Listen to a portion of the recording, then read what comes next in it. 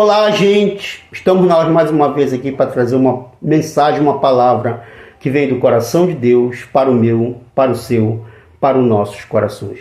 Baseado aqui na carta aos Efésios, no capítulo 6, versículo 12, que diz assim, pois não é contra a carne e sangue que temos que lutar, mas sim contra os principados, contra as potestades, contra os príncipes do mundo destas trevas, contra as hostes espirituais da iniquidade das regiões celestiais. A palavra de Deus, aqui em Efésios 6, no 10, o apóstolo Paulo ele diz que nós temos que finalmente nos fortalecermos no Senhor e na força do seu poder. A nossa força, Paulo está dizendo, a nossa força, aquele que nos fortalece, e a nossa força, ela vem de Deus para a nossa vida. E Paulo ele nos dá um alerta. Ele diz assim, revestivos de toda a armadura de Deus, para que podeis permanecer firme contra todas as ciladas ou contra todas as investidas do diabo. Aí ele fala, a nossa luta, irmãos, não é contra a carne, nem contra o sangue que temos que lutar. Ou quer dizer, Paulo está dizendo, a nossa maior luta, a nossa maior guerra, a nossa maior batalha não é física, não é contra pessoas, contra seres humanos. Apesar de muitas das vezes pessoas terem sido usadas para se levantar contra a nossa vida, nos atacando, nos afrontando, nos caluniando, nos julgando, nos apedrejando, nos perseguindo, nos amaldiçoando.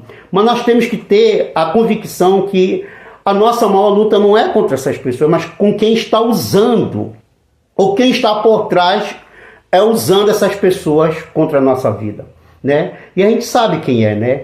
Paulo está dizendo assim, a nossa luta, ela é espiritual. Tanto é que ele fala, a nossa luta, ele vai falando de uma hierarquia, né? Que ele diz que é contra principados, potestades, príncipe desses mundos de treva, contra as hostes espirituais, né? Que tem agido. Paulo ele fala de uma hierarquia, ou reduzindo, ou traduzindo o que Paulo quis dizer, resumindo.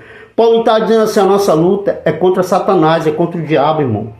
E contra o seu exército, é contra os demônios, é contra o inferno. A nossa batalha, a principal batalha, ela é espiritual. É o inimigo que usa as pessoas para se levantarem contra nós. Tá? E Satanás é espírito, e nós somos seres humanos, mero mortais, carne e osso. Na mão de Satanás, nós teremos o alvo fácil. E para nós vencermos essa batalha, nós precisamos de alguém espiritual. E a palavra de Deus diz que Deus é espírito. E também temos o Espírito Santo a nosso favor. Paulo ele fala, quando nós estivermos nessa guerra, nessa batalha, nós temos que estar usando uma armadura. E essa armadura não é a armadura humana, mas a armadura de Deus. Lembra lá de Davi? Quando Davi foi enfrentar Golias, Saul tentou revertir ele com a armadura do rei. E Saul não quis, ou Davi não quis, perdão. Davi não aceitou. Davi tirou e disse assim, olha, eu vou lutar contra esse incircunciso filisteu com a arma que Deus me deu. Eu vou em nome do Senhor dos Exércitos. Ou Davi usou a arma espiritual.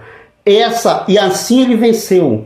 Assim Deus deu a vitória para Davi. Paulo ele vai falando dessa armadura, né? Que nós temos que estar revestido dela para que a gente possa resistir no dia mau. E havendo feito tudo, a gente ainda permaneça o quê? Firme, né? Aí Paulo ele fala, Efésios 6,14, estás, pois, firme, tendo cingido vossos lombos com a verdade. Ou em outras traduções, tendo estado com o cinturão da verdade.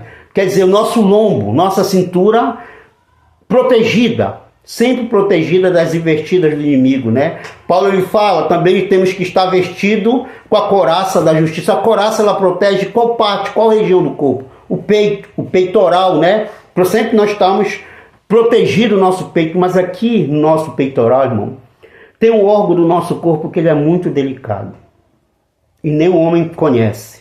Jeremias 17 diz que enganoso é o coração do homem, é o coração, né? Só Deus tem o poder de esquadrinhar e de sondar nossos corações. E o nosso coração precisa estar protegido, irmão, para que Satanás não venha se aninhar aqui e trabalhar na nossa vida. E aí no versículo 15 ele diz, calçando os pés com a preparação do evangelho da paz. O que Paulo está dizendo? Nós temos que estar calçado, né? com o evangelho da paz, calçado, porque nas caminhadas do dia a dia, por onde nós andamos, nós precisamos estar protegidos. A gente não sabe aonde a gente pisa, a gente não sabe o que tem aquele lugar. Mas eu também vejo pelo outro lado que nossos pés precisam estar calçados na direção que Deus nos dá. Nós temos que caminhar na direção que Deus vai dar para cada um de nós. Tomando sobretudo, ele diz, o escudo da fé, com o qual podereis apagar todos os dados inflamados do maligno. O escudo, ele é a proteção que nos protege dos dados, daquilo que o inimigo lança contra a nossa vida, das setas, né? E eu sempre tenho hábito e costume de falar, irmãos, que o tamanho da nossa fé é o tamanho da nossa proteção. Se a gente tiver uma fé grande, a gente vai ter um escudo grande, uma proteção grande. Se a gente tiver uma fé pequena, a gente vai ter um escudo pequeno, uma proteção pequena. Se a gente não tiver fé, a gente não vai ter escudo e a gente vai estar desprotegido. Hebreus 11:6 diz, sem fé é impossível agradar a Deus. Né? E aí ele termina dizendo, tomando também o capacete da salvação. O capacete protege qual área? A cabeça. Precisamos estar com a cabeça protegida, né? E também aqui na cabeça tem uma coisa que ele é muito fundamental para a nossa vida, que é a nossa mente, né?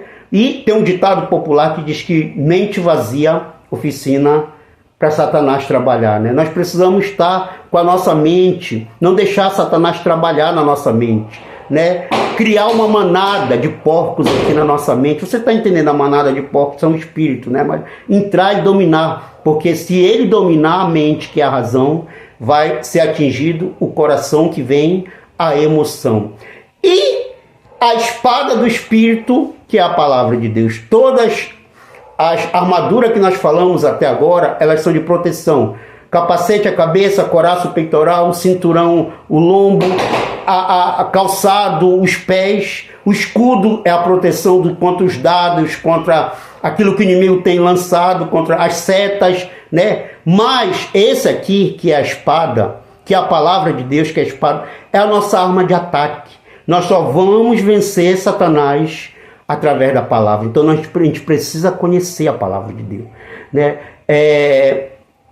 João capítulo 8, versículo 32 diz, conhecereis a verdade é a palavra é Jesus. Conhecereis a verdade vos libertará.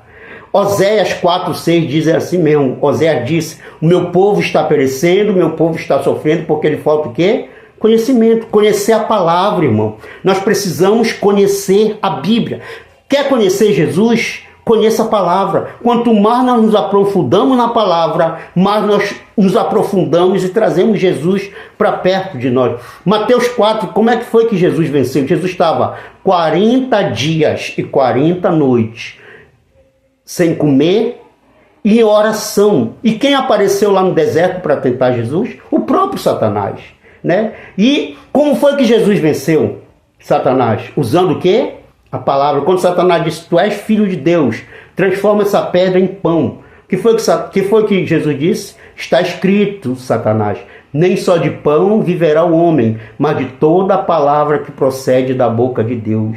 Quando Satanás leva Jesus ao alto, o que ele fala? Está escrito, lança-te daqui, está escrito que Deus dará ordem aos anjos para lhe guardar e lhe proteger. O que foi que Jesus falou? Também está escrito, Satanás, não tentarás o Senhor vosso Deus. E pela última tentativa invertida de Satanás, quando ele mostra o mundo, as glórias, e ele oferece para Jesus, se Jesus se prostrasse diante dele, foi que Jesus disse, está escrito, Satanás, somente ao Senhor nosso Deus nós temos que nos encurvar e adorar. E a Bíblia diz que Satanás bateu em retirada, saiu, e vieram os anjos e serviram a Jesus. Quer vencer as lutas? Quer vencer as adversidades? Quer vencer? Quer usar a espada para te atacar e vencer o inimigo? Então, se aprofunde mais. Use a palavra. Estude. Busque. Se aprofunde e conheça. E quanto mais tu conhecer a palavra, mais o inimigo vai temer a sua vida. Que Deus te abençoe poderosamente em nome de Jesus. Pastor Jair Wilson, em nome de Jesus.